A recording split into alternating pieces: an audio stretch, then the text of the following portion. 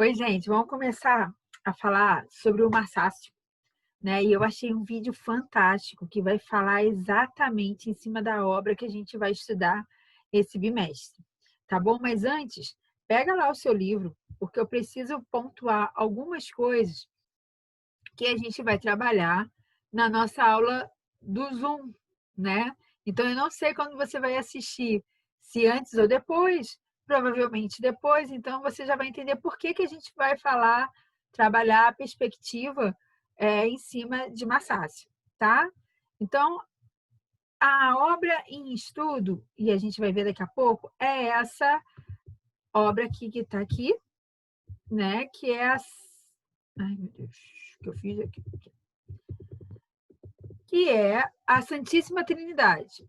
Beleza? A gente tem aqui o Cristo crucificado, Deus, Maria, José e duas pessoas aleatórias, né, fora da cena principal. Beleza? Mas isso você vai ver detalhadamente daqui a pouquinho. O que eu queria frisar com vocês é o seguinte: é apenas esse parágrafo aqui para que você possa também marcar no seu livro, tá? E antes de assistir o vídeo. Show? O ar fresco, né, do italiano de Florença, na verdade, é muito mais que isso. Além de representar a Trindade, Deus Pai, Deus Filho e Deus Espírito Santo, no momento da morte de Cristo, a pintura de Massácio leva o espectador para dentro dessa cena sublime, por meio do uso muito bem pensado e executado de algumas das mais significativas inovações do período do Renascimento italiano. Tá? Então, é importante você saber qual é o período artístico que essa obra foi feita. Tá? Primeiro ponto. É igual assim, saber o nome do artista, saber a obra do artista e o período. Ok? E qual foi, né, essa técnica assim, importante, né? Das quais a mais importante talvez seja o desenho em perspectiva linear, que é o que a gente vai trabalhar, ou trabalhou, na nossa aula do Zoom da segunda-feira, né? A gente vai exercitar essa ideia de perspectiva linear, né? E você vai ver como que ele fez isso brilhantemente nessa obra da Santíssima Trindade, tá? Todos os personagens estão ali representados em tamanho real e com feições reais. E todas as linhas arquitetônicas convergem para o mesmo ponto, a cabeça da figura de Jesus. Né? Vocês vão observar isso no vídeo daqui a pouco, né? Sobre como que um exercício simples que a gente fez, ou vai fazer, na nossa aula do Zoom, né? Como você pode enriquecê-lo cada vez mais com a sua técnica, com as suas habilidades, tá? O efeito visual é impressionante para quem entra na capela assistindo, pois a cena retratada no ar fresco aparenta estar acontecendo numa extensão na nave da capela. O simulacro do real chegava então aos níveis nunca antes pensado, mesmo porque não se conseguiria retratar realidades de maneira tão detalhista, nem com profundidade tão sensíveis aos olhos. Além disso, não era comum querer retratar o mundo espiritual, seguindo as mesmas regras materiais do mundo terreno, pois até então era desejável manter certa separação entre o sagrado e o secular.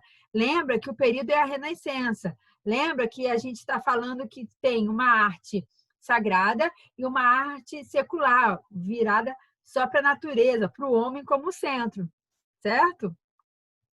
É muito provável que o italiano tenha intencionado que a experiência fosse além da leitura visual de uma narrativa, tentando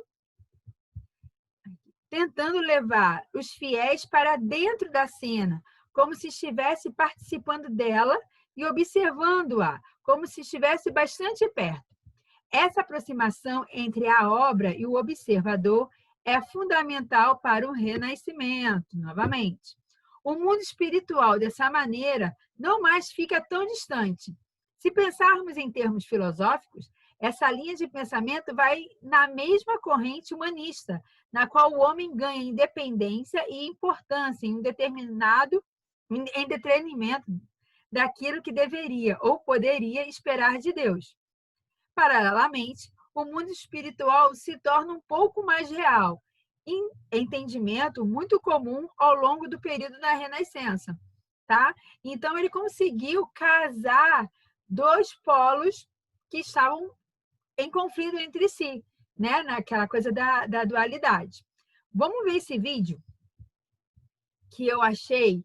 Eu coloquei também esse vídeo que a gente vai assistir no link lá na plataforma, que caso dê algum erro, não consiga ouvir, dê algum book que você queira ver com mais calma, enfim, né? Sem olhar para mim, você pode acessá-lo a qualquer momento, tá bom? É a Santíssima Trindade de Massácio, tá? Já adiantei um pouquinho para a gente pegar logo da onde interessa, beleza? Criou essa obra, considerada sua obra. Vou sair aqui um pouquinho. Provavelmente gerou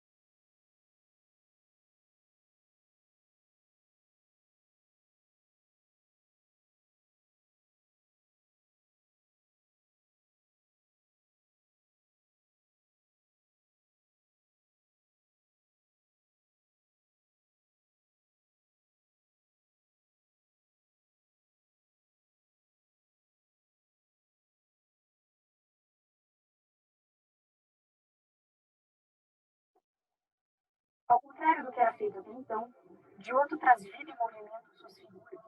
Suas histórias são contadas de modo mais realista e mais próximo do espectador.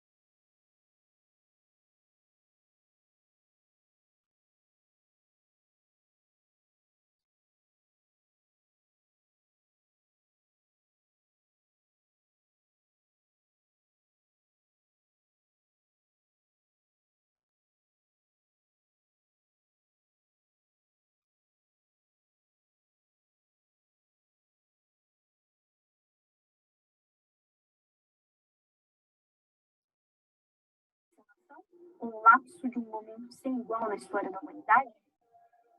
A resposta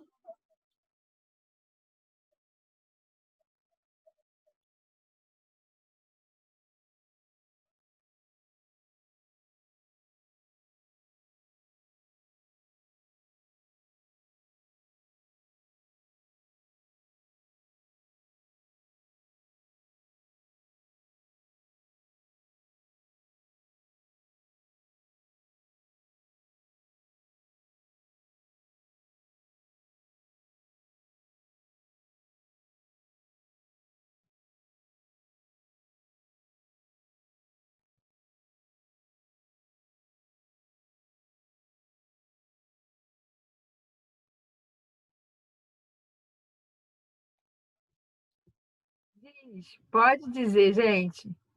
Não é incrível? Ai, olha, eu sou apaixonada pela arte, pela essa riqueza de detalhe, de conhecimento, tá bom?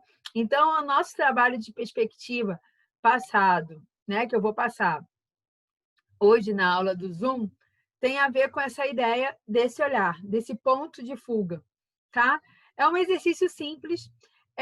Eu vou passar um videozinho, né? Eu passei um videozinho também, tudo eu vou deixar os links para vocês, né? Então, eu estou esperando o exercício de vocês pronto, tá? Como eu falei, tira lá uma foto, manda para mim na plataforma. Espero que vocês tenham gostado. Assim, com esse vídeo, a gente matou toda essa introdução de Massaço, tá? E a nossa próxima aula gravada já vai ser lá na página 131, né? Se você tiver curiosidade, dá uma lidinha. De repente, nesse capítulo, nessas páginas, né, que eu passei pelo vídeo, seria legal, tá joia? Ó, um beijão, fica com Deus, a gente vai se falando. E espero o seu trabalho, hein? Tchau, tchau.